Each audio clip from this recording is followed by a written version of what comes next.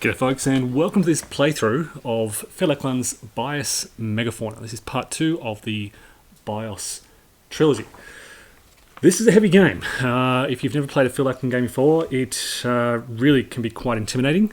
But let me say from the outset that I taught my two kids how to play this. They're 9 and 11, and they grasped the fundamentals pretty quickly and did pretty well. So yeah, if it's an easier game to learn from somebody than it is just to pick up the rules and get going. What you're looking at here is Earth 450 million years ago. You start off as referred to as a phylum of either a plant, mollusk, insect, or vertebral skeletal type. So you are a skeletal type. You can see here the plants, they are cytoskeletal. The mollusks are hydroskeletal, and then there are exoskeletal and endoskeletal types. That's the fundamental building blocks of the species that will evolve. You'll notice that, so I'm playing a two-handed two-play game here. There are solo rules, which I haven't actually read yet, but it's really interesting as a 2, 3, 4-player game. It plays up to 4 players, and it's really interesting. The more players you add, the more conflict there is, because the land doesn't multiply with players. If you've got 2 players, they're playing on 4 continents. If you've got 4 players, they're playing on the 4 continents. And with 4 players, they'd be much more crowded for space. The aim of the game basically is to populate, to get your species to evolve and populate the Earth, and at the end of the game, have the most victory points. You gain victory points basically for every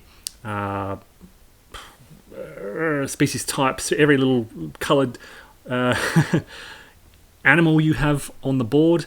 You gain points for fossil icons on various cards, and you gain points for fossil tokens, plus a few other little minor things. But most of your points will come from actually having your species on the board. To get them on the board, it's quite a detailed process. You will, throughout the course of the game, take your base species, your archetype, and when I'm teaching my kids, I refer to these as blobs.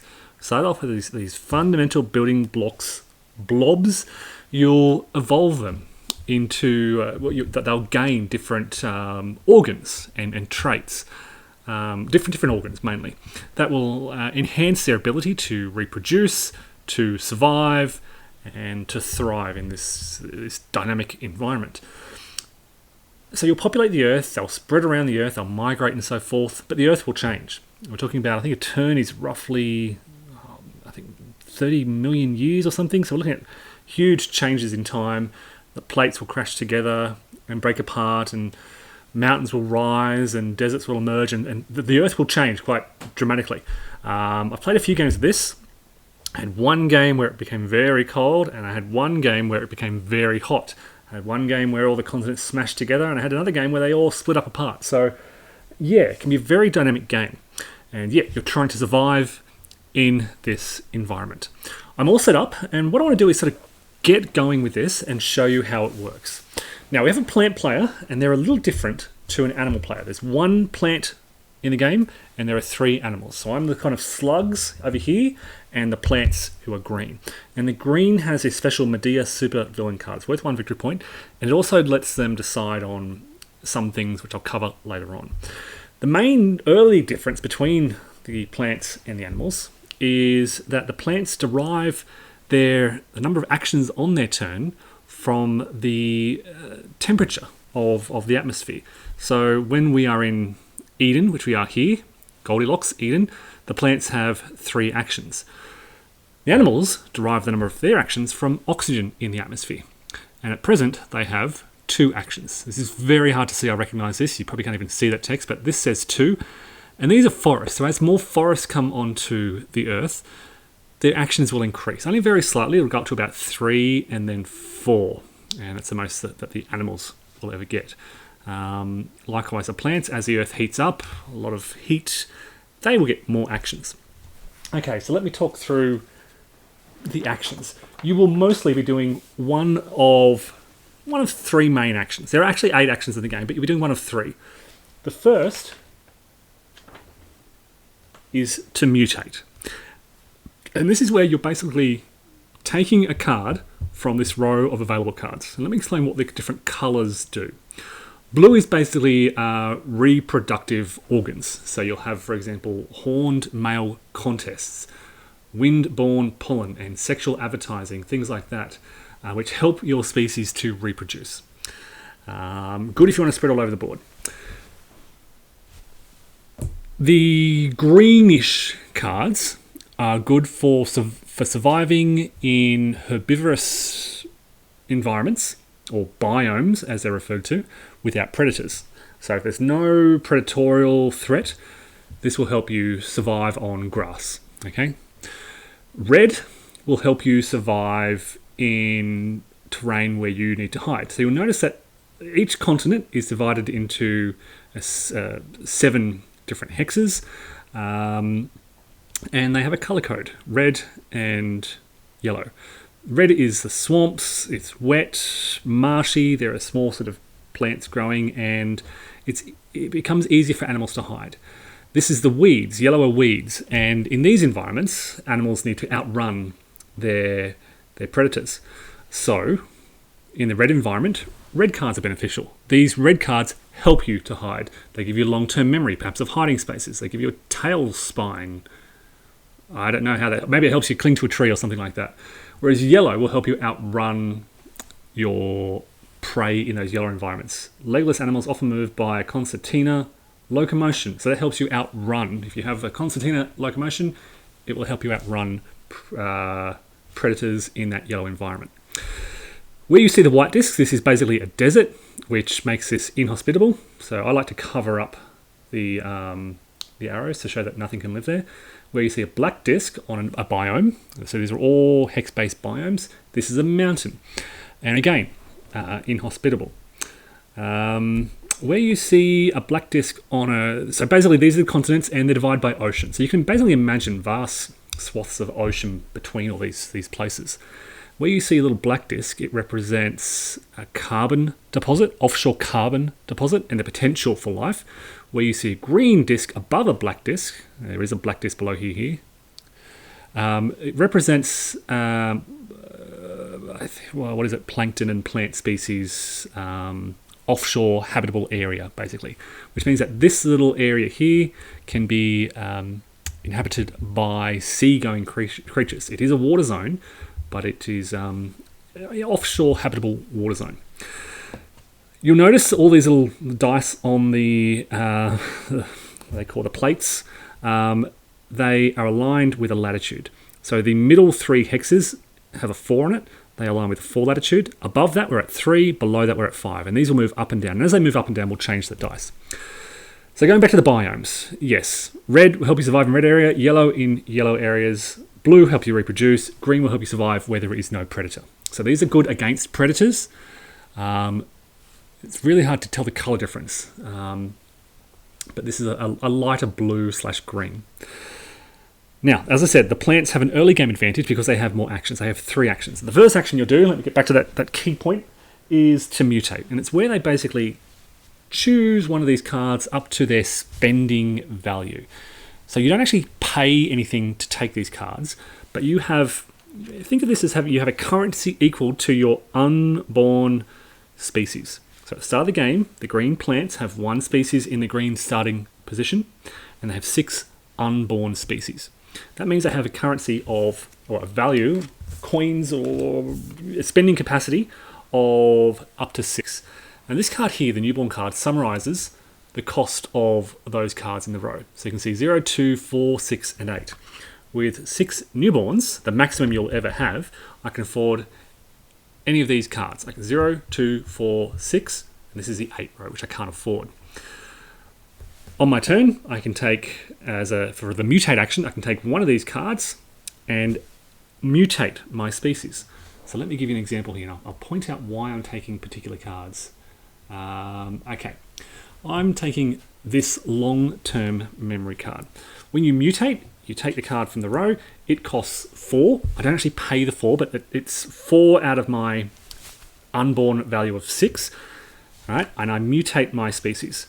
I add an organ, so long-term memory, my my animals now, my plants now have long-term memory. They're monstrous plants. One of the big restrictions on animals, and one of the reasons I've taken this card, is because they have this, what are they called? It's a monster horror plant icon. Let me get this closer for you. This little icon here is a horror plant icon. Now the plant player can only take cards in that top row if the card has that horror plant icon. It means a viable mutation of the plant species. So my plants have taken long-term memory. It had that icon. They add a red organ. Now this is called a plus organ. You've got base organs that will go on your card and plus organs that will go on your organ evolutions. I'll cover more on that later on. For now, it's important to know that I have long-term memory and my plants are good at surviving against predators in red environments. But that's actually why I did this. I could, so this cost me 4. This doesn't refill until the end of your turn. I have, in effect, 2 points left to spend. I could buy one of these, 4. They don't have the monster plant, the horror plant icons, so I can't buy those. I could buy one of these if I want, and that'd be a good card. Gives me 2 reproductive organs, help me to spread my species around the earth. But the reason I took long-term memory is because I want to do the second action, which is to promote a mutation. Now, at the top of every card, basically when you're looking at a card, this is the current benefit, but you can promote a mutation by flipping it over. And when I flip the card over, you'll notice it has it's split in 2, and it'll either go this way or this way. The 2 halves on the reverse are shown at the top of each card. So I can look across the card display and I know the 2 possible mutations or promotions available. This promotion or this promotion.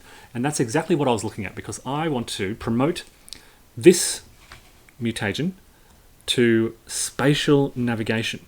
So I've gone from long-term memory and my species have evolved to have spatial navigation.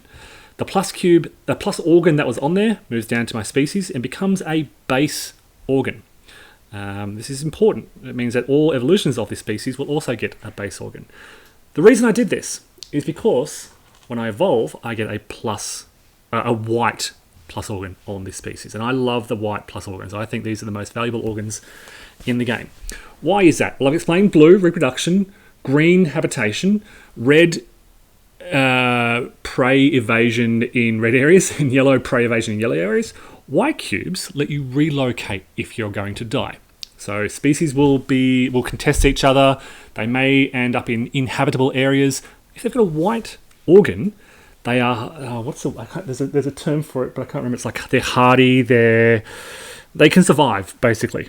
And so, yeah, I love having the white organs on my species. It's very hard to see that, but there is a white organ there. This means that if my base archetypes, blobs, are ever going to die, they can relocate to a habitable space, or they have the opportunity to relocate. Disperse, it's called. And I'll cover that later on. For now, you'll notice I've done 2 actions. I have mutated my memory, long-term memory. I have promoted that mutation to spatial navigation.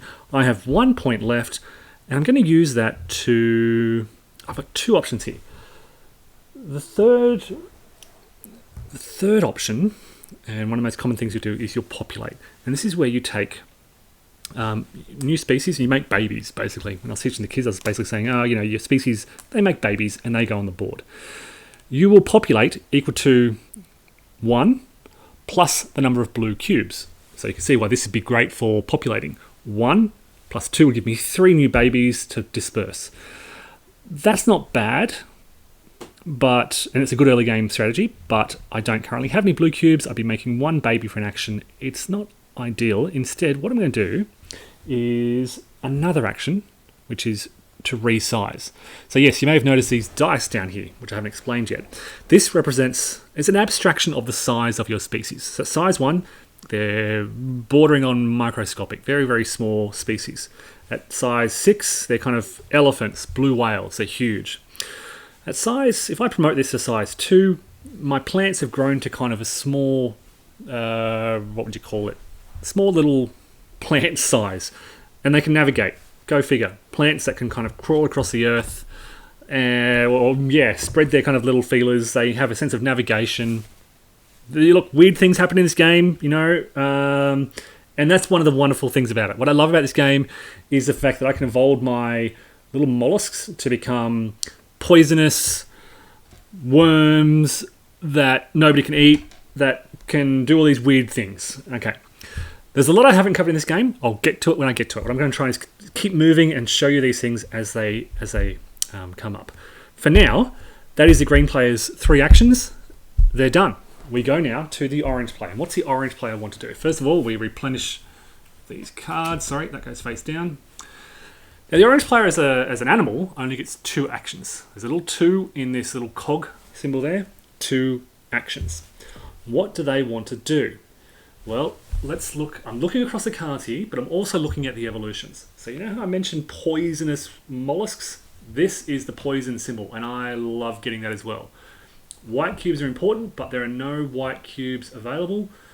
So yeah, I'm going to go straight for the poisonous hydroskeletal invertebrates, poisonous worms. So for my first action, I promote that. I take a green cube. The green cubes, a reminder, help me survive in herbivorous environments where there are no predators. Basically outcompeting other herbivores.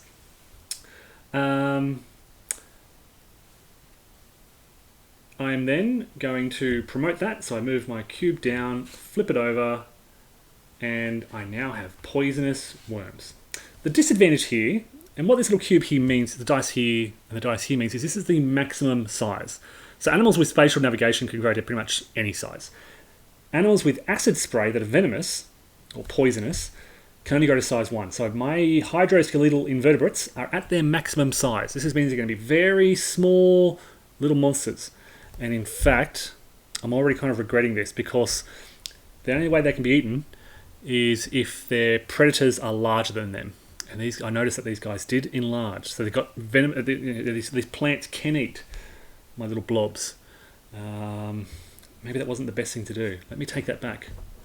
Let me rewind, because it's a competition. And if they're already bigger than me, the only way venomous animals can be eaten is if their prey are larger. And they're already larger. So maybe I want to focus more on something like...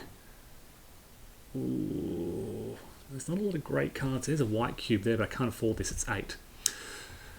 Let's take some horned male contests. This will give me 2 blue reproductive cubes.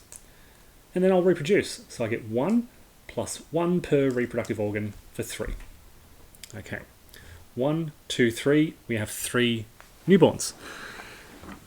That's pretty much the first turn.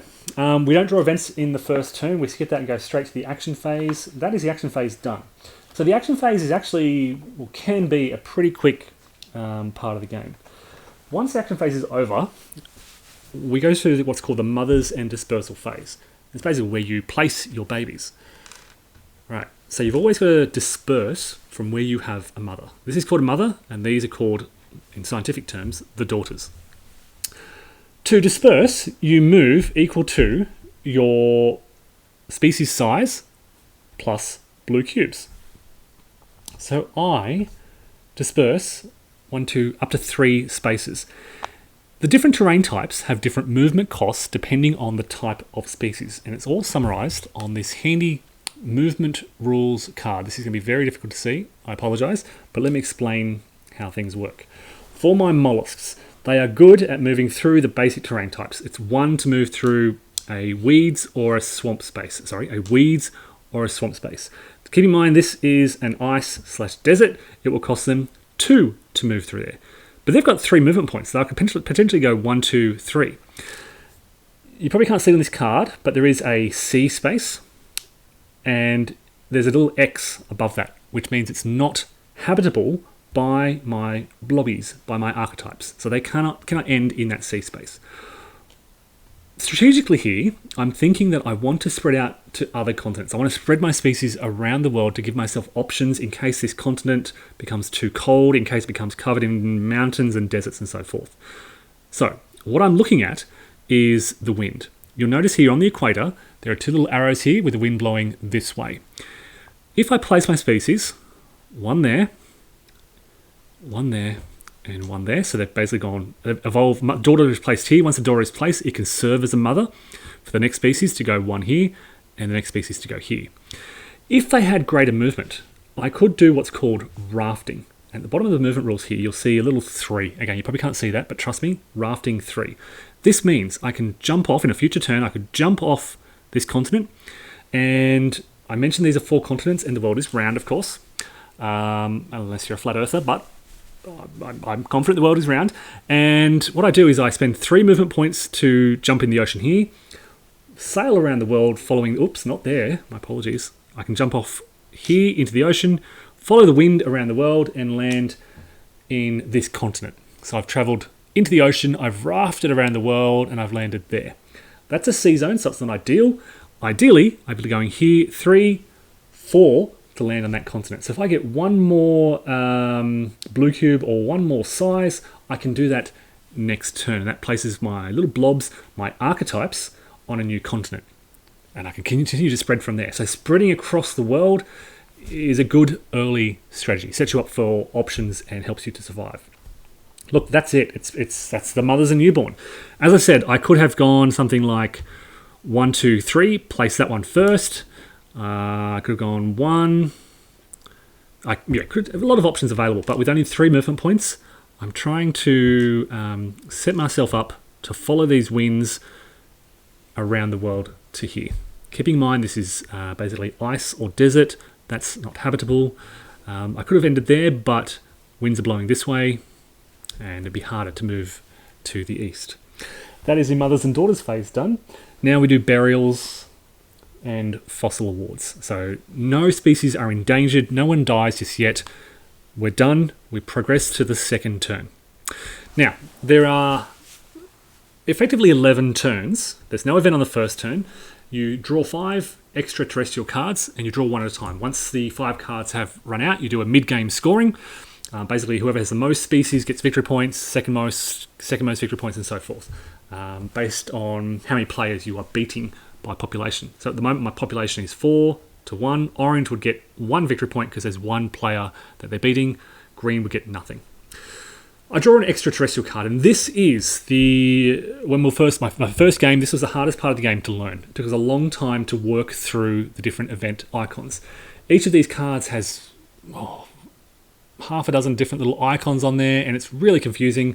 Fortunately, there are some great player aids, such as, let me find it, such as this one here, the Bios Megafauna Earth events, and the rulebook is very well set out to consult these events. So let me tell you what we're looking at here. First thing we look at is this icon up here.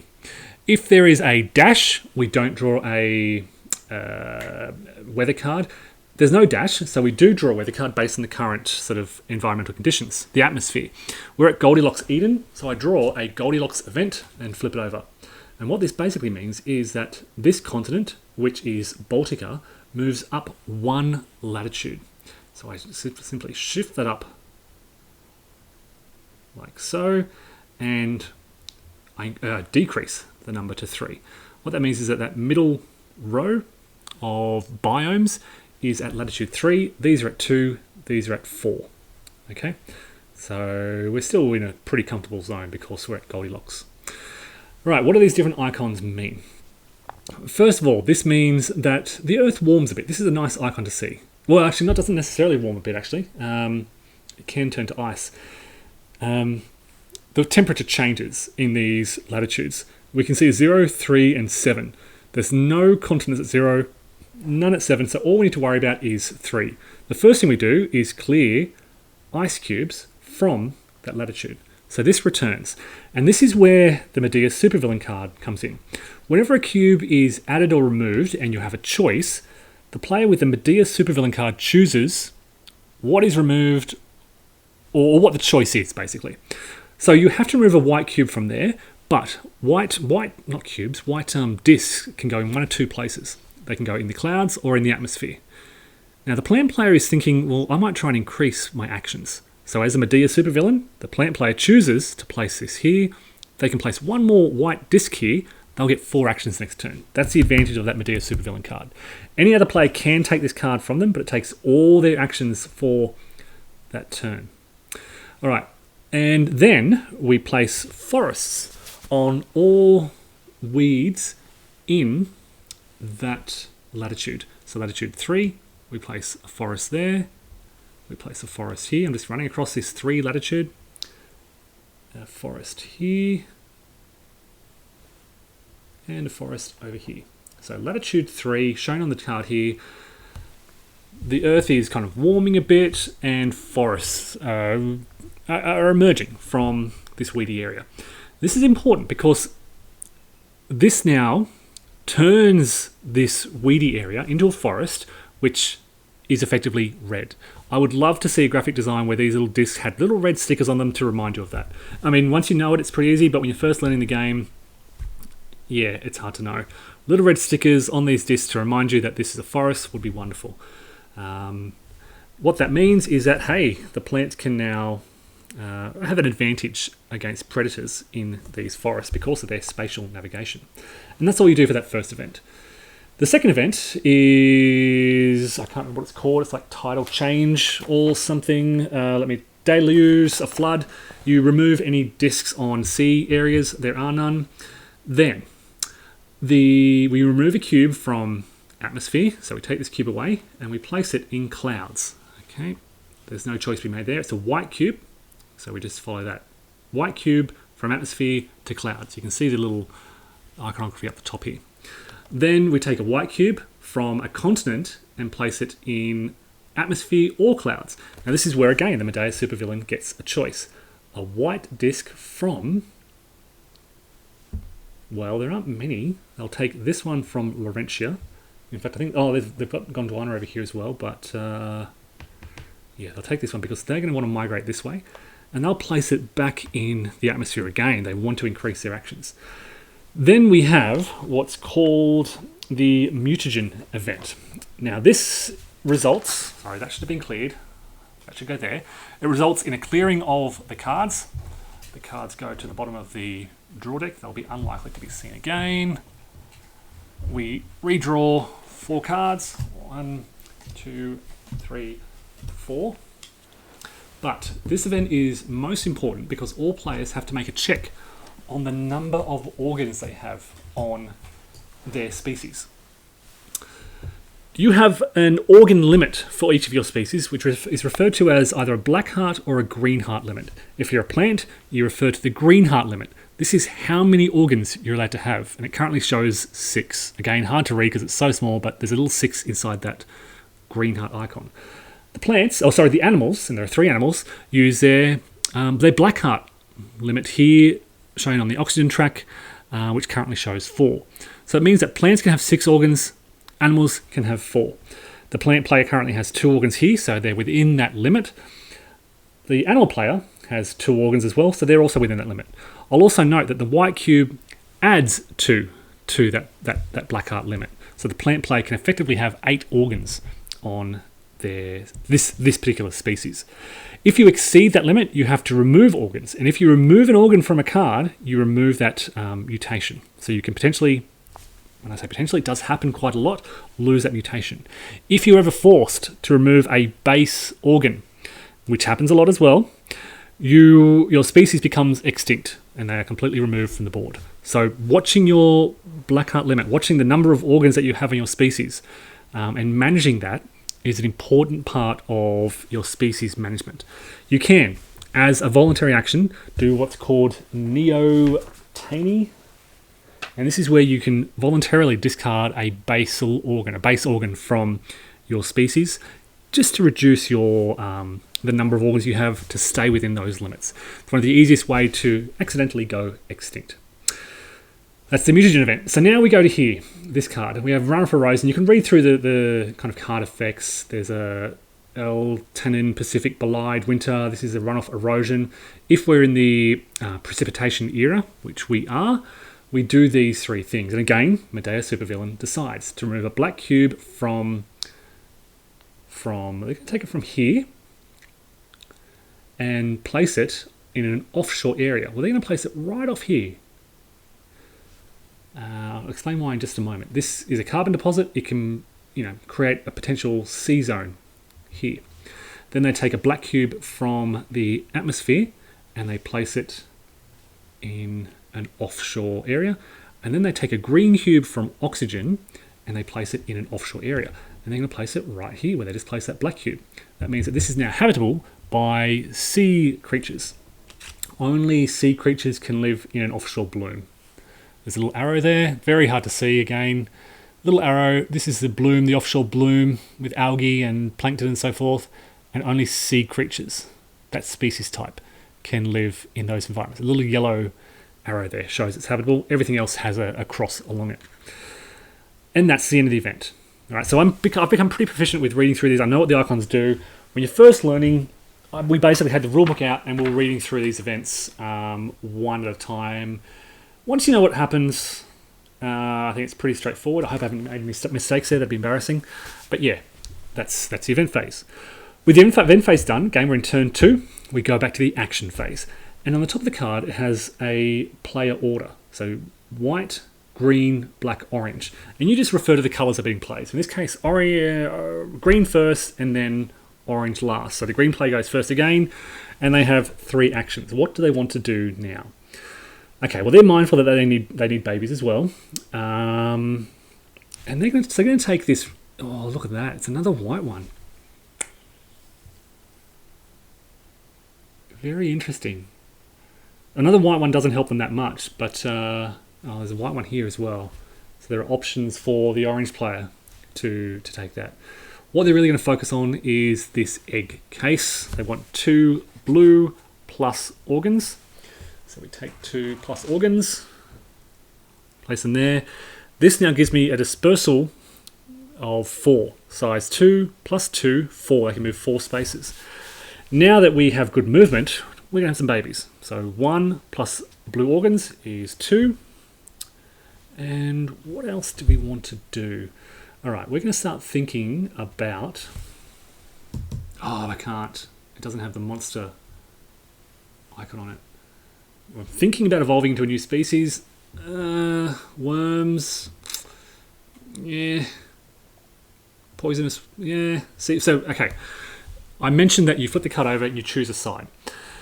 If the backside of this card, if the promotion has this little animal icon, you create an entirely new species. And that's what green is thinking. They're thinking, okay, we're robust, we are populating, we've got some babies coming out, time to start thinking about getting a new species out on the board.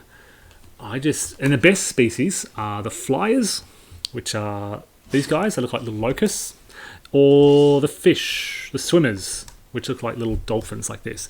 They are the best species because flyers can fly around the earth really quickly and swimmers can swim around the earth really quickly. The others are like snails and worms and they travel very slowly. It costs them more to move through most types of terrain. So I've taken that one action, I've expanded, and you'll notice now I only have 3 newborns. So I can no longer afford this 4 card here. You may be wondering about the cards that cost 8 and how I get them. You get them by building emotions, and in fact I have the potential for an emotion here. I have a green, you'll notice these little icons here on the edges of my card. This is an emotion tail and emotion head. And if I complete an emotion, it gives me a 50% discount on all cards of that colour, and that's how you afford an 8. Because if I complete a green emotion, it means that that card there will only cost me 4 instead of 8. 50% off. Emotions are also worth victory points at the end of the game. And if you combine a purple emotion, you can pick up one of these tools. So you may be wondering what these purple cards do there. They're tools that your species can learn to use, and you learn them by completing purple emotions on the cards.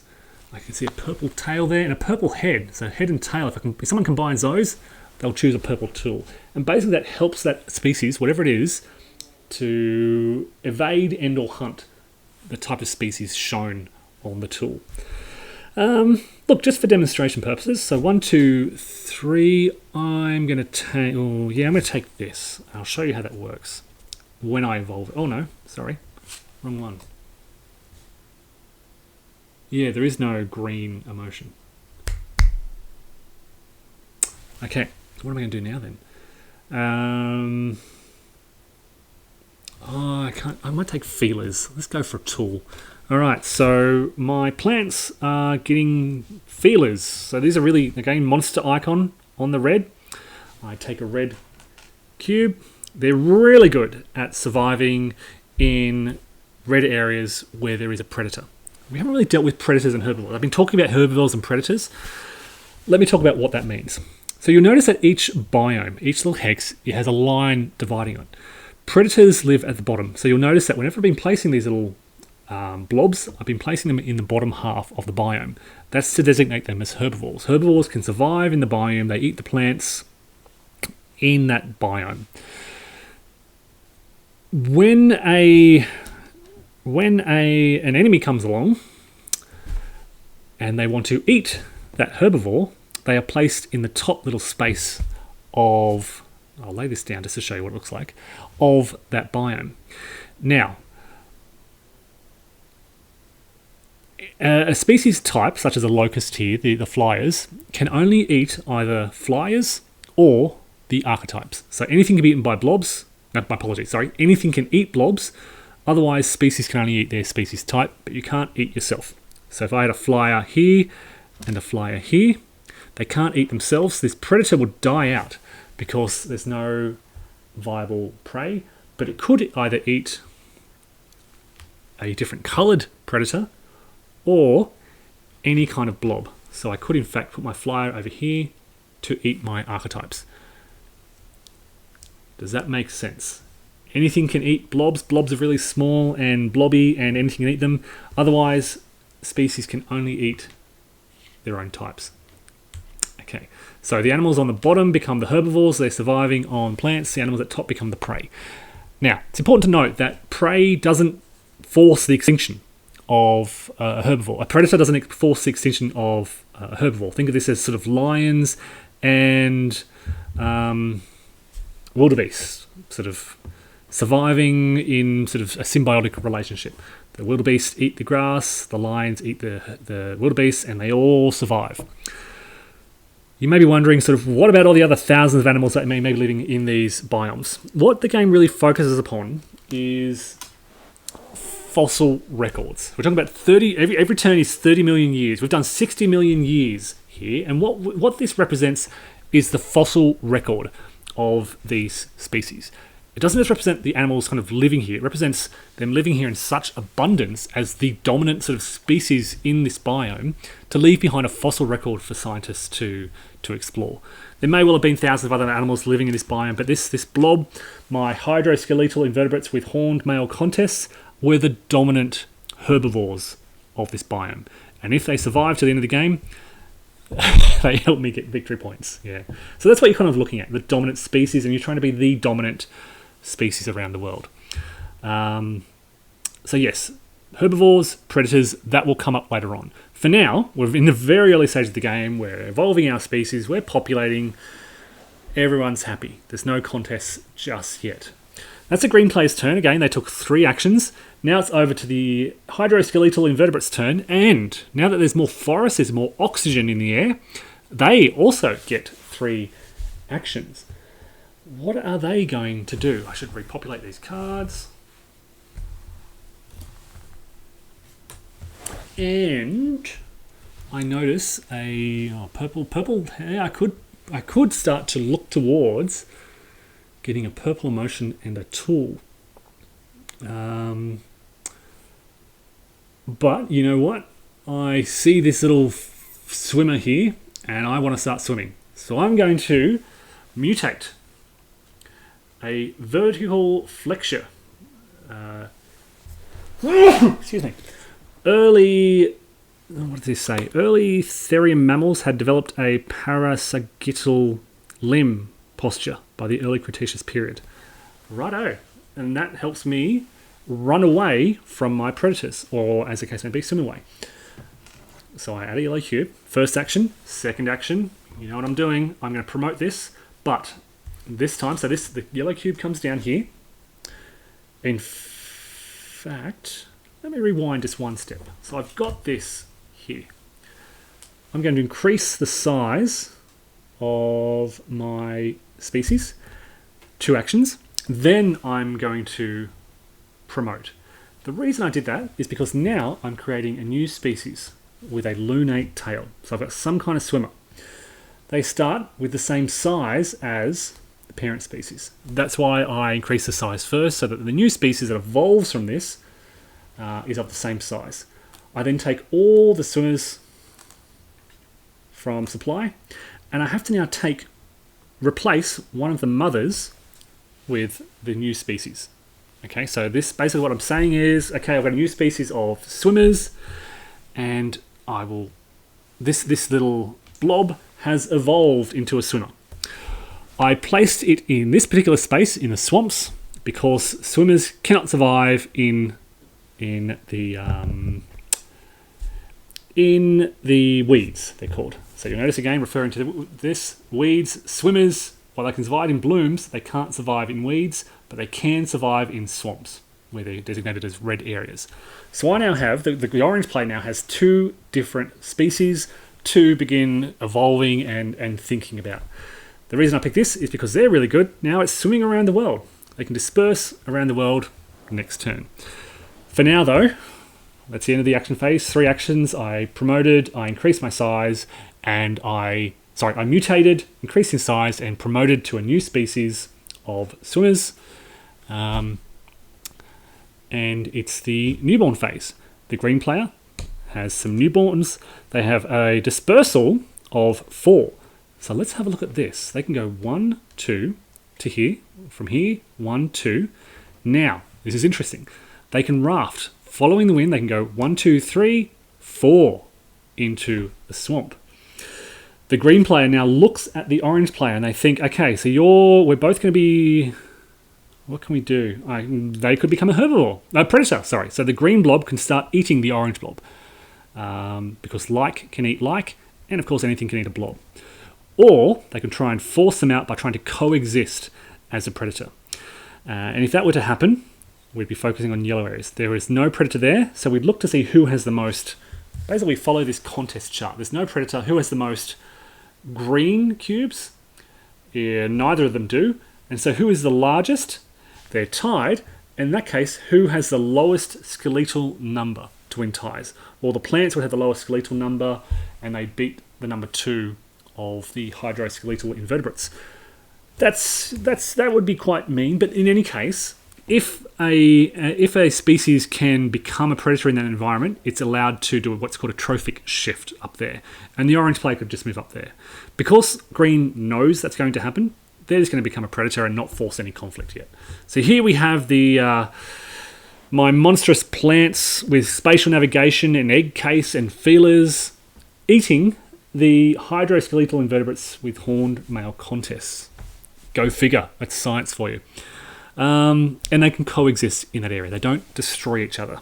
Okay, so there you go. That's how the predator-prey relationship works. Herbivores, carnivores, in effect. Yeah. That's the. Oh no, we've got more newborns. 1, 2. No, we're done now. Sorry, yeah. So 1, 2, 3, 4, and then. Now notice that I could not have moved into a predator area here because blobs can't eat other things, but I could have contested for the herbivore space, and I would have had a tie there as well, I think. But look, for now, I'm just happy to. In fact, I'll go over here so I can think about coming around the world next time. Again, size plus blue cubes is their dispersal. No one dies yet. Again, so what happens if there was a conflict? If I were to move in there, I wouldn't be able to survive, so I'd become endangered. Oh no! But I'd have a white cube, and so I could move from there. And I think I'd then be able to. I think I disperse again. I need to check that, but that doesn't happen very often. All right, so deaths, nothing dies. When something is in an inhabitable environment or is sort of outmaneuvered, you usually lay them down like this swimmer here. Normally you'd have these swimmers standing up, but it's kind of hard to see on the camera there. I'll leave it like that just so you can see the swimmers standing up there. That's the end of the second turn. We go into the third turn. We have an event here we have a crater appearing, and we're still in the green zone. A crater appearing in Baltica. What we do here is we roll the dice, and it appears in zone 4. So zone 4 is here. Oh no. We take a black... Oops, this should all be slid down. I probably missed that. Yep. A black disc appears here, which makes this inhospitable for the archetypes. And these slide down again. I should have adjusted that as well. So you've got to, whenever the Earth warms up or cools down, you should be adjusting this. So that should have gone over to the warm side, but I forgot about that. So a crater appears there, a mountain rises, making that inhospitable for all animals. We now check latitudes 1 and 6. There are no biomes there. So now we move along. The Medea supervillain takes a cube from atmosphere, a white cube from atmosphere, and places it in clouds. I don't want to do that because now they've only got 2 actions left. Now, this means that the wind is blowing in both directions throughout this turn. This is really good for animals, species to move left and right. We now, if we're in... Oh, sorry, this one. This is interesting. We take a disc from clouds, a white disc from clouds, and we have to put it on a biome, windward side of a mountain. So I'm just going to put that there. The wind is blowing in both directions. So this is the windward side of a mountain. This is an upside down archetype. That's why it's kind of wobbling a bit, because it can't survive in the mountains. If we're in the cloud covered zone, we are not. So that doesn't actually happen. That's in the event phase. We now go back to the action phase, and again, check turn order. We have green, then orange. So green goes first, but they're down to 2 actions now. And they're not happy about that. What are they going to do? Oops, sorry, we should replenish this. And there are no monstrous icon, no monstrous plant, horror plant icons, so they've only got to look at the bottom here. Geez, they really need 1, 2, 3, 4, 5. They're okay, they're within their Blackheart limit.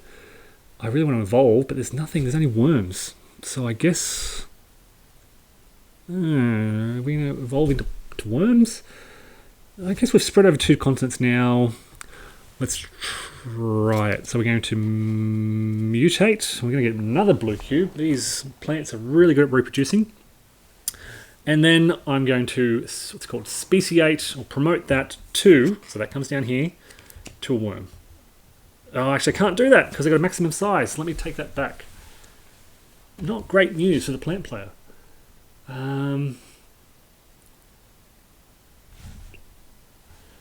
What are they going to do? Look, they might...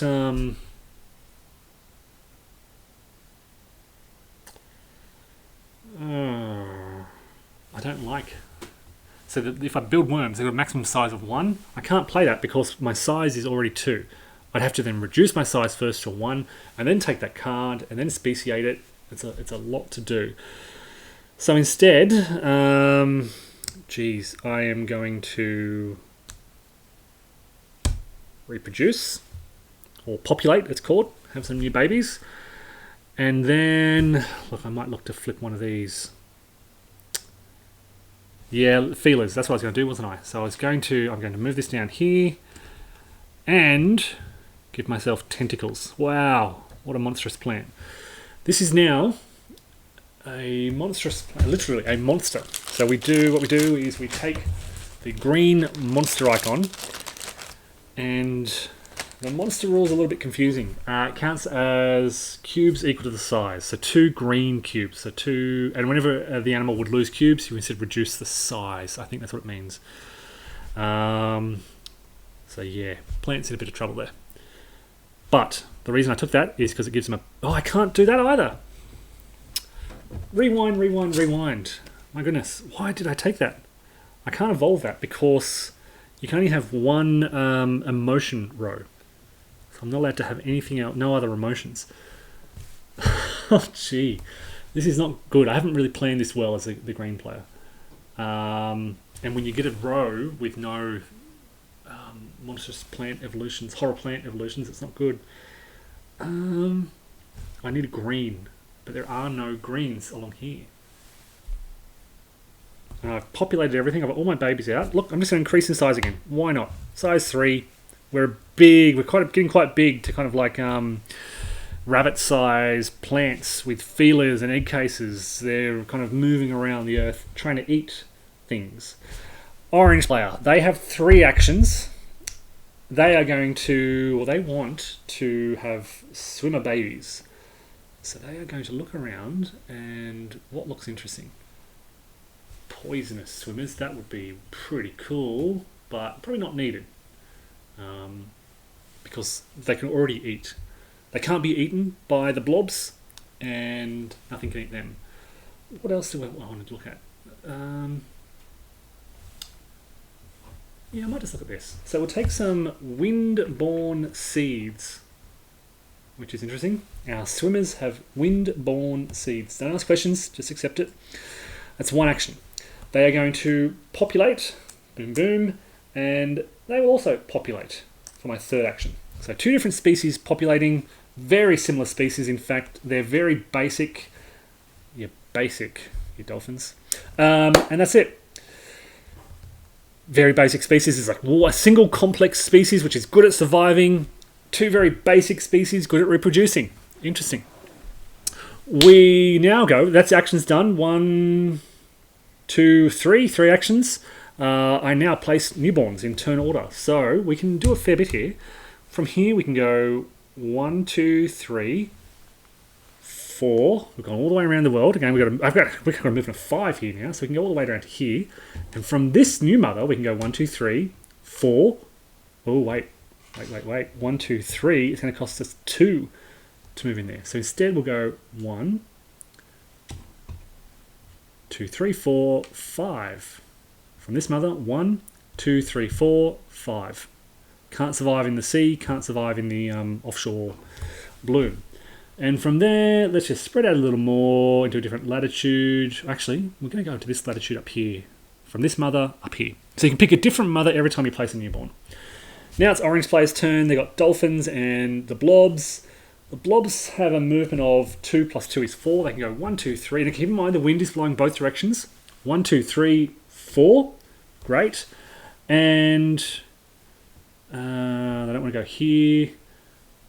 We'll go 1, 2, and we'll just set them up there. And we could indeed become the predator here. Let's do that, why not? They're going 1, 2, 3. The swimmers now. They're going to go 1, 2, and live in the sea. It's as simple as that. It's really quick for them to move around the latitudes. From here, they can swim. They can use rivers, for example, to swim through a weed biome, to then go 1, 2, 3 to live in that swamp. 1, 2, 3. That's their movement. They are happy. Oh yeah. So interesting. Both. So there's if the game were to stop now. 1, 2, 3, 4, 5, 6, 7, 8. 1, 2, 3, 4, 5, 6. Okay, so let's go to the orange would just be ahead, but before I do anything, we now go to the burials phase. And you'll notice green is in this endangered area here, but they have a white cube that lets them disperse from this area. 1, 2, they have a movement of 5. They will go 1, 2, 3, 4, 5, moving into actually predator. Why not? Moving into Laurentia a bit more. So because of that white cube, they were able to relocate or disperse after their land kind of turned into a mountain over 30 million years. We are now 90 million years into the game. There are no burials yet, and there's been very little conflict. It will happen soon. If this were a 4-player game, there would probably be conflict at this stage. And if I was really ruthless, I could probably force some conflict around here. I could have moved in here to force them to go away, but yeah, just trying to understand the basics. I've got to keep my eye on this weather because I've got to make sure I update this. That is the end of the 3rd turn. Heading into the 4th turn, folks. I will pause it here, but look, there's a lot I haven't covered. What haven't I covered? I haven't really spoken in detail about emotions. I haven't covered the tools in detail. We haven't seen a tool come out yet. We haven't had conflict, obviously, in detail. And there are obviously a lot of events that we haven't seen yet. But we've done a lot. And yeah, if you followed this far, nice work. It is very thematic, and it flows quite quickly. And I'm a third of the way through the game in roughly 50 minutes. But it moves a lot quicker when you're not explaining things as you go. There is a lot of interaction between players. There are these conflicts. You're always looking at what the other person has. So you may recall when I was thinking about building this poisonous worm, I looked over and realised that the only viable predator could eat them anyway, despite them being venomous. So I decided not to do that. So yeah, you're looking around the table at what other people are doing. You look to see their species and their attributes. You're looking to see how good they are at surviving. So basically, these little blobs cannot survive, aren't very good at surviving against the green blobs, the green archetypes as they're called. But it's still early game, and there will be much more to happen. If the green player can get some more species out. They're hoping that the Earth heats up a little bit and they get more actions. Yeah, we'll see how things go. Thanks, folks, for watching, and take care. That is Phil Eklund's BIOS Megafauna.